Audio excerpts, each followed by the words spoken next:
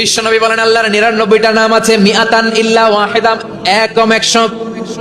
মান আহসাহা দাখালাল জান্নাহ, যে ব্যক্তি 99 নাম মুখস্থ করে তার সিনার ভেতরে রাখবে, আল্লাহ তাআলা তাকে জান্নাত দিয়ে ধন্য করে দেবে। এবার বলেন আল্লাহর নামগুলো জানার দরকার আছে না নাই?